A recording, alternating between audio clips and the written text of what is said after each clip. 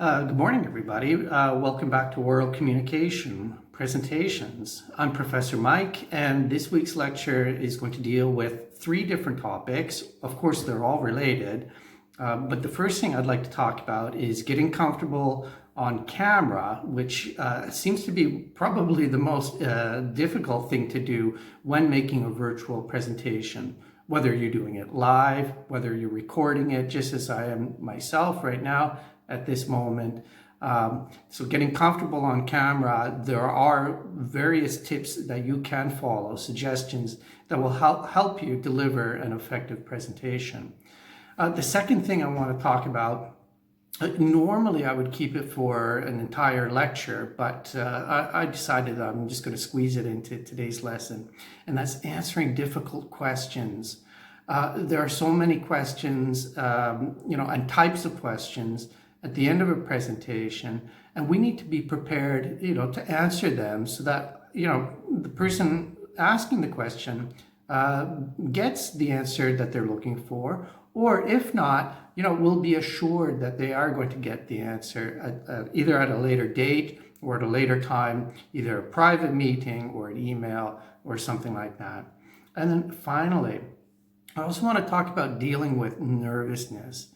Okay, so this is also one of the biggest problems of any type of presentation, whether you're doing it live, whether you're doing it, virtually on a video, recording it, whatever.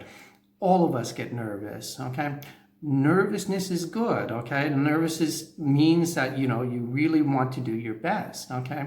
If you weren't nervous, well, then you're probably showing that you don't really care about making your presentation, or that the presentation itself isn't as important as as it was meant to be. So anyway, so today I want to get right into it right now, and let's go with the first topic, getting comfortable on camera.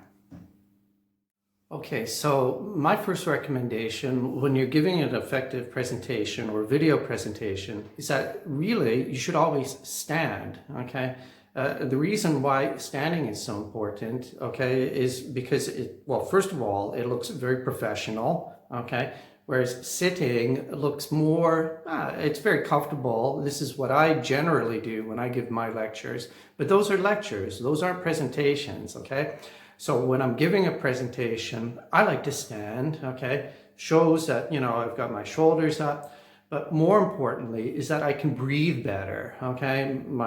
You can't see my stomach, but, I'm breathing, much more freer than if I were sitting. So tip number one, always stand. Okay, so tip number two, tip number two is always look right into the camera, okay? Don't look at the screen like this. Now I'm looking at myself. So basically, I'm not really talking to anybody. I'm talking, who knows who I'm talking to. So always make sure that your eyesight is focused straight to the camera lens, okay? Try to pretend that the audience is behind the camera. If you have problems with that, maybe put some pictures behind the camera of some people or audiences, and this way you can practice talking to them, okay? So that's tip number two, okay? Always talk directly into the camera. Tip number three is also extremely important, is lighting, okay? So be lighted, okay? This means try to use as many lights as possible in your room, okay? You don't want to have too many shadows, okay? Darkness has to be used really effectively, okay? So basically with a presentation, you want as much light as possible and utilize anything that you can. The more lamps, the better, okay? So that's tip number three, lighting. Tip number four, okay? Tip number four is try to be as brief as possible, okay? Stručni. Don't try to, blah, blah, blah too much, okay?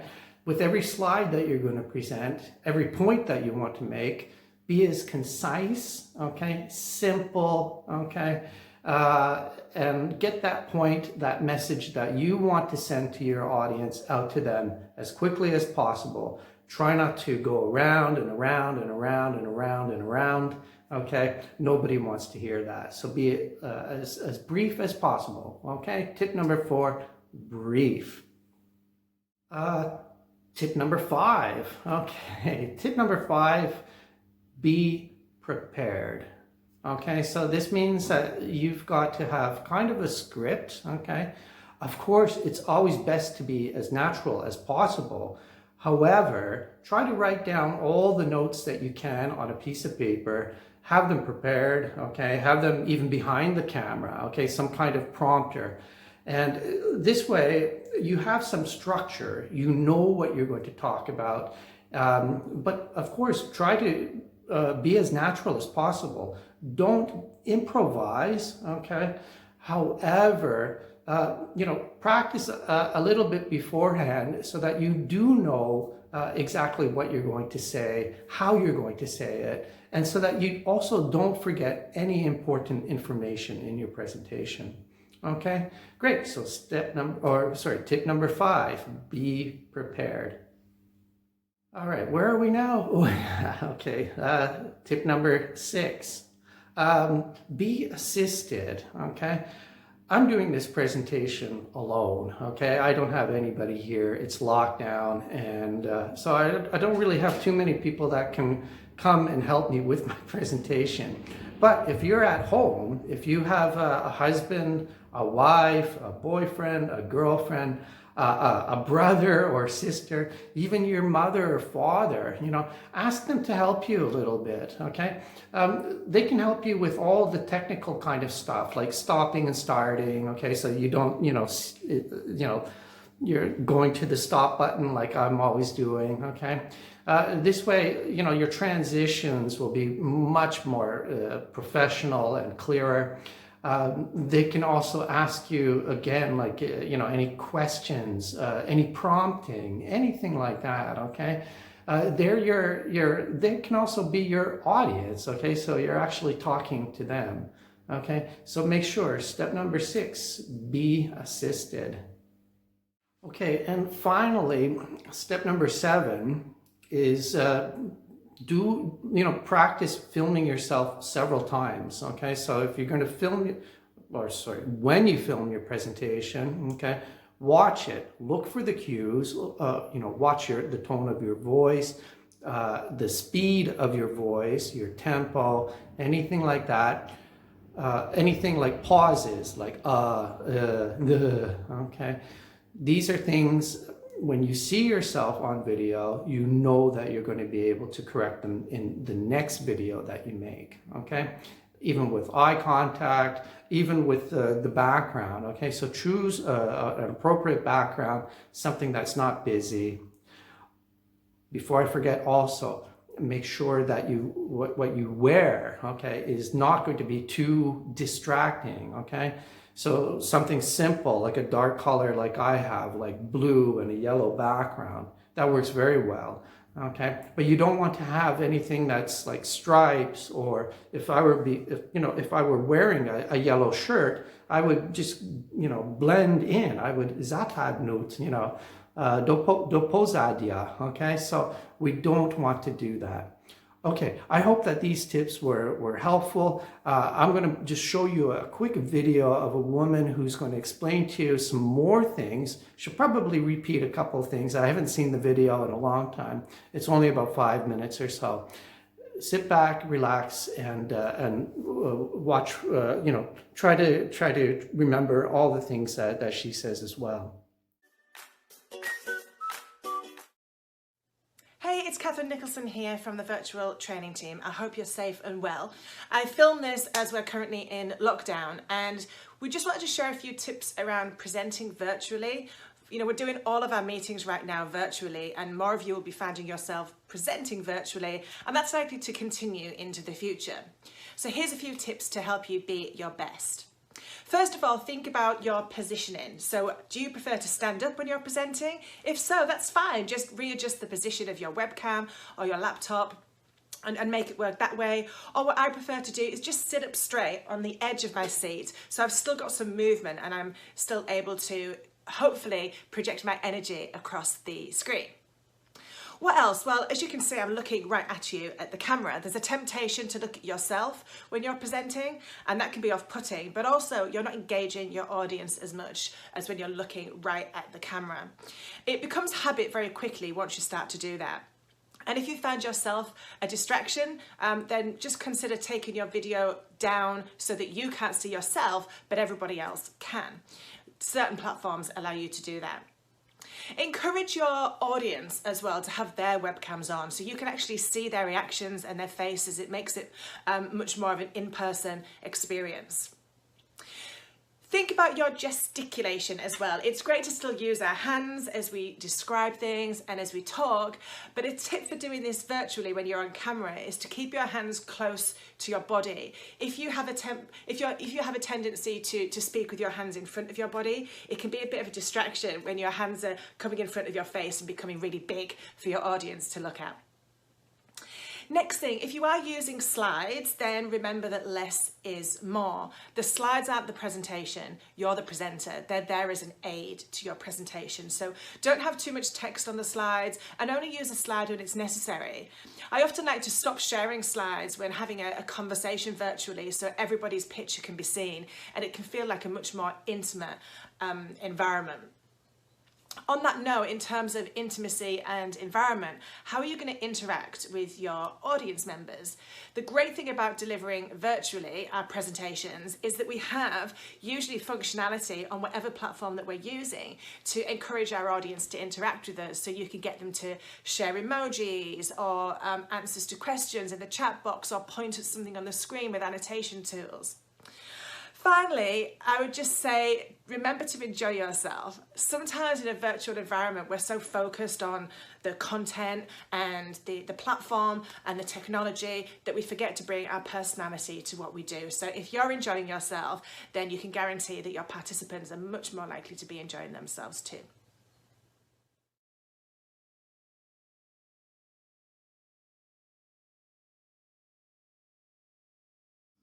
Okay, I hope that was helpful to everybody. Now let's move on. The second thing that I want to talk about is answering questions, in particular, difficult questions that are either impossible to answer, either very uncomfortable to answer. Often that happens, that there are just questions that are either inappropriate or you just really don't want to answer them.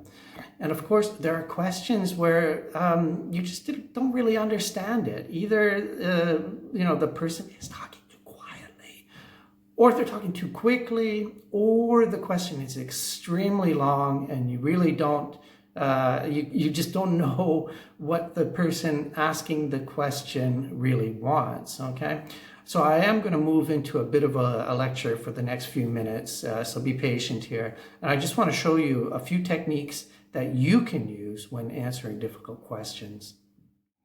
Okay, so remember, when you do come to the end of your presentation, when you conclude your presentation, you have to thank the audience for their attention, okay? And tell them that you're more than happy to answer any questions they have at this time, okay? Don't, if you're doing a live presentation, okay, leave that last slide up on the screen, okay? So you shouldn't have a black screen or anything like that. You should just have whatever your last slide was, or you can even create a final slide, okay, with something that's thought-provoking, something that's relevant to your topic, okay? But whatever you do, do not turn off the computer or the projector, okay? Leave it on, okay? Because the reason why we do leave it on, okay, is if you turn it off, it seems like you're in a hurry to go away. The second reason is if you leave the screen on, okay, it provokes thought, okay? This means that, your audience will be, constantly looking at that last slide, and they'll still have your presentation fresh in your mind, okay? Or in their minds. It will stay with them and linger. And the more they think about it, then the more, the more the influence that final screen will have on them, to ask a question. Because believe me, you've worked hard. You don't want to make a presentation and then find out that nobody has any questions at all. Okay, now, when you do a video presentation, such as a recorded one, like I'm asking you guys to do, okay, you basically need to do the same. Just say that, thank you very much for your attention, okay. I'm more than happy to answer any questions at this time. Here is my contact information, okay? And also let the audience know that you will reply to them as soon as possible, okay? So leave contact. I wouldn't put a telephone number, but an email address is sufficient, okay? And then thank them a second time and wish everybody a nice day, okay?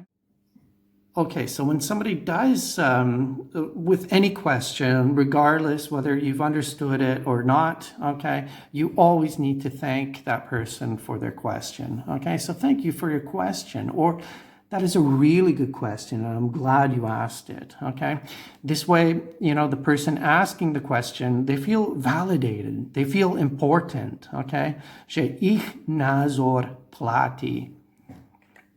Okay, you also need to clarify that you understand the question if necessary, okay? Because this happens very often. You either can't hear the person, you just don't understand what they're saying, okay? This allows you to buy some time, okay? So it gives you a few extra seconds just to, pray for that miracle, that zázrak, to come into your head, and you will have that good answer, okay? So also, okay, it's another tool that, it gives the questioner a chance to ask the question again in easier language or simplified terms, okay? So you can say, so if I understand you correctly, you are asking me if we, or you can say, just to make sure I give you the correct answer, are you saying that if, okay? So these are, this type of clarification, okay? It's paraphrasing, okay? So you have three options, basically, okay? If you don't know the answer at all, okay, if it's something that's not even in the realm or the scope of what you're doing, well, you always need to admit that you don't know the answer, okay? And you can either turn it over to the audience to help. So you can say, I'm afraid that isn't my area of expertise, but I'm sure someone else here may know the answer to that. Can anyone help answer that question? If not, okay, well, that also happens then, okay? So you can also say something like this, okay? You can tell them that you're going to consult with your colleagues, that you know somebody who is better suited, and you will get back to the person who is asking that question. So for example, you can say, unfortunately, I don't have the answer for that now, but I have a colleague that can answer that question. Can we meet after the presentation and exchange contact details? I will then ask him and get you the answer right away. Okay, very often it happens that you don't even have the results yet. So you can say we are currently working on this issue at the moment, okay? And then you can say, can we meet after the presentation and exchange contact details, okay? And then I will, send you our results as soon as we have them. Okay, so very often then you get like questions that are either private, okay, but most of the time you just don't have time to answer it in front of the whole audience, okay, because you only really have 4 or 5 minutes, okay, if you're doing a presentation like today's scientific conference, okay, so unfortunately, yeah, you want to have some more questions, so you can do the same thing. I think it would be better if I got a little more information from you to help answer that question, okay? A great excuse, a výhovorka. Can we meet after the presentation at lunch? I'd be happy to get you more information then.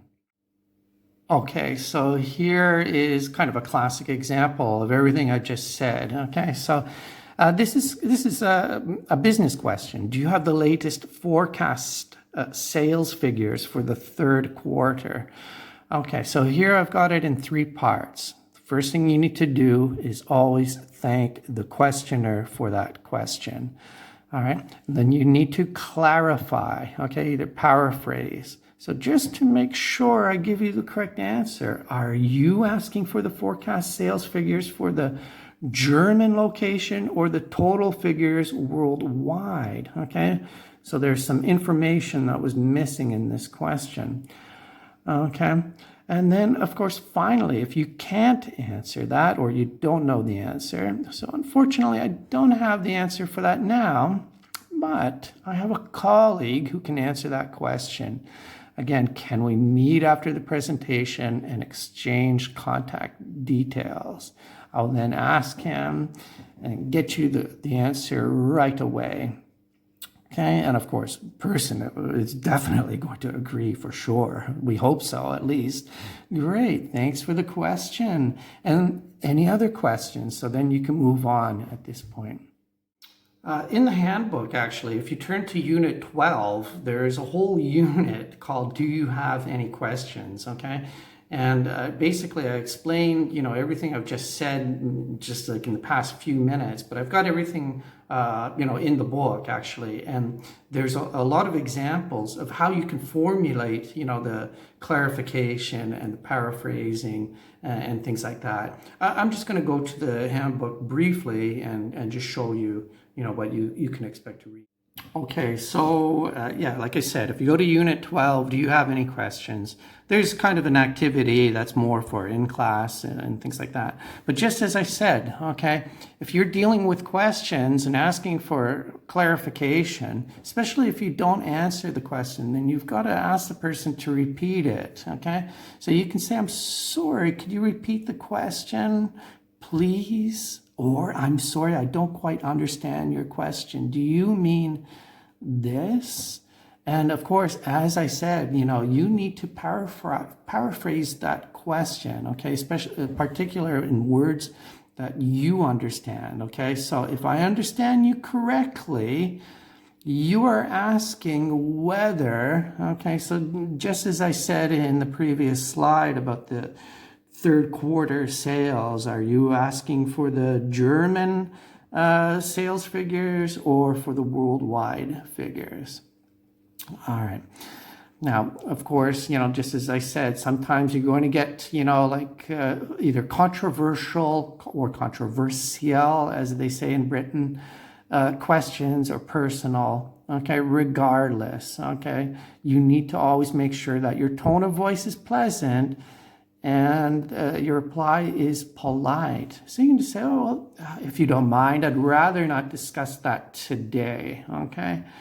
This happens very often, that you'll get a political question or something that, has, it's a hot topic in today's news, and it's not quite, what you came to discuss. It might be indirectly related, but it's not the topic. Nevertheless, napriek tomu, somebody might ask a question, okay, regarding something. So if you're talking about your own country, if there is a war going on in that country, okay, but you're not there to talk about that, the war that is happening in your country, you're there to talk about the culture, customs, maybe the geography and the landscape or something like that. Somebody might ask you something very sensitive regarding the war in your country, okay? So you don't have to answer that. You're not there for that reason. That your presentation is about, the geography, the culture, the weather, anything else other than, your, the war, okay? So you can say, if you don't mind, I'd rather not discuss that today. Perhaps we could discuss this after the presentation or possibly at another time. And I'm afraid that's not really what we're here to discuss today. Any more questions? Okay, so you can move it very, very quickly. Okay, then good. Have a look here. Okay, again, that's the hardest thing is when you don't know the answer. But as I said, if you have somebody, okay, so I apologize, but that is not exactly in my field, but I'm sure Professor Rosny from the Department of Physics could answer your question, okay? So you can tell the questioner, the person asking the question, that you'll get Professor Rosny's contact information. If you can meet after the presentation and exchange the contact information.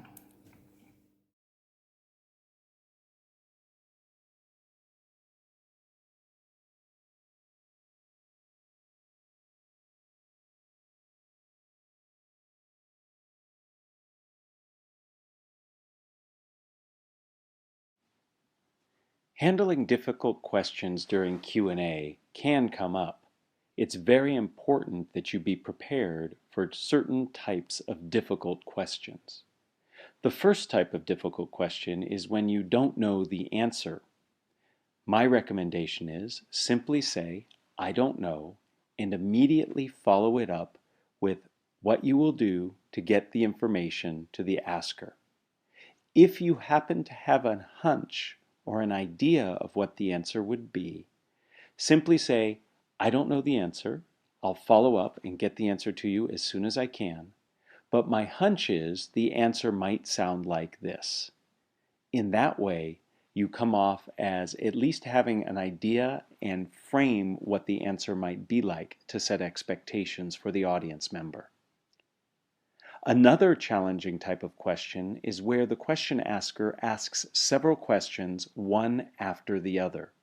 I call this machine gun questioning. This can be very rattling simply because you have to take in all of the different questions. What I like to do is either pick one or two that I remember and answer them, or if I'm feeling particularly cantankerous, I might ask the question asker to repeat the question. Often they cannot repeat all of the questions that they asked, in which case they typically prioritize and then you answer those questions. There are times where individuals don't actually ask a question, they make a statement. This could be because they don't quite know how to ask their question, or it might be that they want to show that they know a lot about what you're speaking on and they try to take the floor from you. In this situation, both you and your audience are likely very uncomfortable. I highly recommend that as soon as you can, you take the floor away from the person who is speaking. The best way to do this is simply when the person takes a breath to paraphrase what it is they've said and create a question for them. If you're speaking in front of them, it's also to your benefit to reorient yourself in the room. So instead of looking at the person, as soon as you paraphrase and create a question for them, turn yourself to take a question from another part of the audience. Most people understand that this means they're done. Finally, what happens when you get a question loaded with emotion? Maybe somebody's upset or somebody's very scared or concerned based on what you're talking about. You must acknowledge their emotion without naming it. If you try to name their emotion and get it wrong, the person can get upset. For example, if you say, "You sound very angry about this," they could say, "I'm not angry, I'm frustrated." So it's best to acknowledge the emotion in generic terms, such as, "It seems you have a lot of passion on this topic," or "I hear that there's great concern in your voice," and then go ahead and paraphrase the question. You need to acknowledge the emotion. It's there, the person's feeling it, and everyone else in the room is experiencing it. Handling challenging questions is difficult, but if you're prepared and know that you have some tools, you can survive the difficult questions, retain your credibility, and actually make your audience feel comfortable.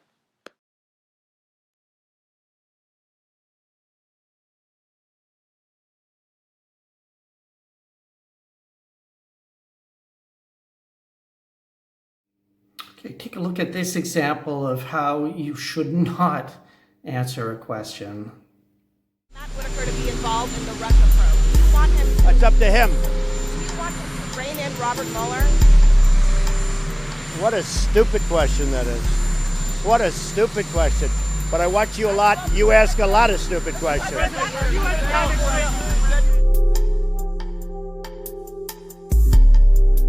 Honestly, I think you should let me run the country. You run CNN. All right. And if you did it well, your ratings Let would me be ask, much if better. I may Okay, ask that's one other enough. question, Mr. President. If I may, That's I was enough. going to ask one of the other folks. That's have had, enough. Pardon me, ma'am.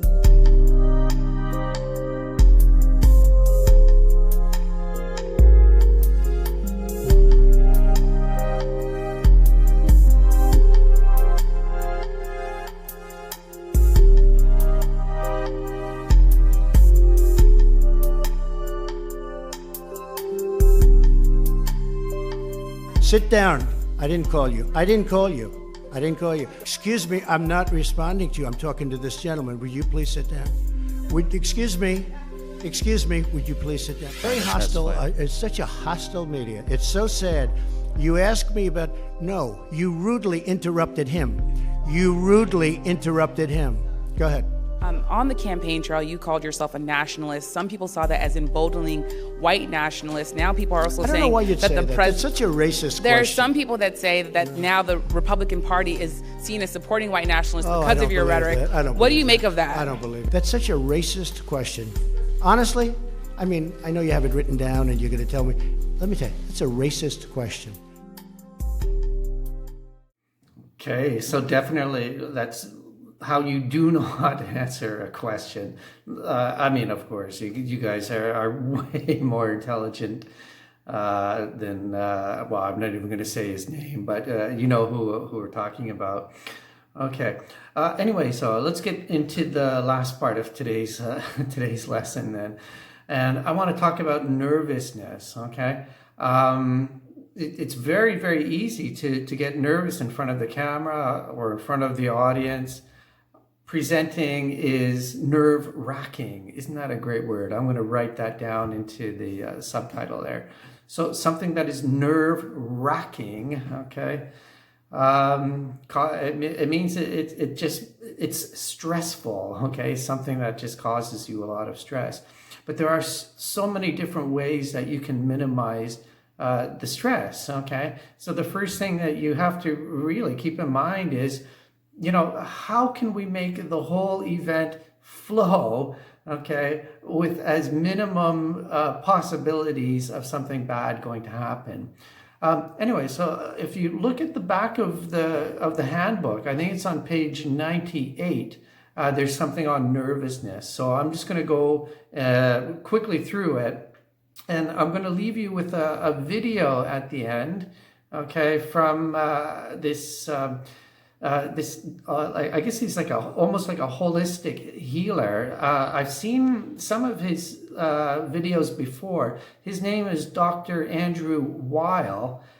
He's an American doctor, and basically he does a lot of healing techniques, but using nature as the best medicine. And he's got a technique that honestly, I don't even know if he invented it, but he demonstrates it in the video. And I've also got it written in the book as well. And it's called 478. And so some people think, oh, come on, that's crap. That's bullshit. Oops, sorry about that. But actually, if you do try it sometime, if you have a bit of insomnia, a bit of nespavost, if you have anxiety, úzkost, give it a try. It's just a breathing technique. I've tried it myself many times. I still practice it when I have problems sleeping or if I'm nervous about something. And for some reason, this combination 4, 7, 8. Now these are seconds. 4 seconds breathing in, 7 seconds holding the breath, and 8 seconds breathing out. And for some reason, this combination, nobody knows why, but this amount of time, these seconds actually seem to work. and calm people down. So anyways, let's go into the book. I'm just going to quickly go through the nervousness stuff that I have written, and then I'll leave you with the video, and I'll see you guys next week then, okay? All right, take care. Bye-bye. All right then, so as I said, what you really need to do is just minimize everything as much as possible, okay? So you need to prepare very well, okay? So practice your presentation a few times, okay? You don't want to go and do it, like spontaneous, like spontan. You need to do it several times. Practice it with a colleague, like a fellow student. Try doing it with somebody, okay? You can do it alone as well, okay? But you have to be, until you yourself feel comfortable with it, okay? You have to also, think about the equipment.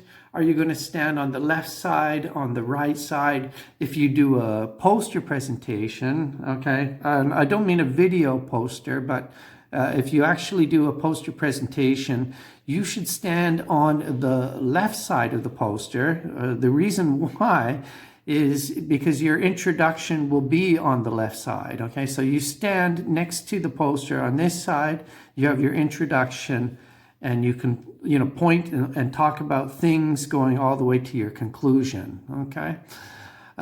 Think about all the equipment. Will you have a laser pointer or stick? Think about your physical health, okay? Having a good night's rest is always great. If you're doing a video presentation, I'll tell you honestly, like when I do these videos for YouTube, I do them very early in the morning, but sometimes I do them later in the morning or in the afternoon. And honestly, it's better for me in the afternoon. And the reason why is because I've already had some breakfast, I've had my coffees, I've moved around, I've been talking, I have better energy, okay? When I start early in the morning, I'm still I'm still tired. That's basically where it comes down, what it comes down to. I just don't, my energy levels are still low. I can see on my face that I'm tired. And so I just prefer to do it. It's better for me to do it in the afternoon. However, as far as time goes, I really have time to do it just in the mornings when I come to the faculty, because I've got too many other things happening in the afternoons and the evenings. Okay, so again, check all the equipment, make sure your computer is working. All right. And as I said, then try these breathing exercises here, okay? This 4-7-8 breathing exercise. I've got it all explained to you here. And as I said in the last shot, I'm just going to leave it at that. I'll let Dr. Andrew Weil describe how it's done. Okay, guys, take care, and we'll see you guys next week.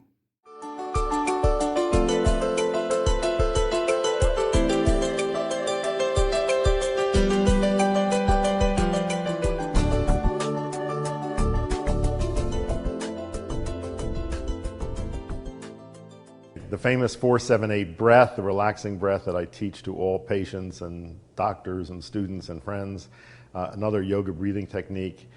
In this, you try to keep your tongue in the yogic position, touching the tip of the tongue to the ridge of tissue just behind your upper front teeth, like that, and try to keep it there the whole time. You breathe in quietly through your nose to a count of 4, and you hold your breath for a count of 7, and then blow air out forcefully through your mouth. Helps if you purse your lips out and you make a whoosh sound when you do that. So the exercise begins by letting all the air out through your mouth. Then you close your mouth, breathe in silently to a count of 4, hold your breath for a count of 7, out through your mouth audibly to a count of 8, and you will repeat this for 4 breath cycles. Looks like this.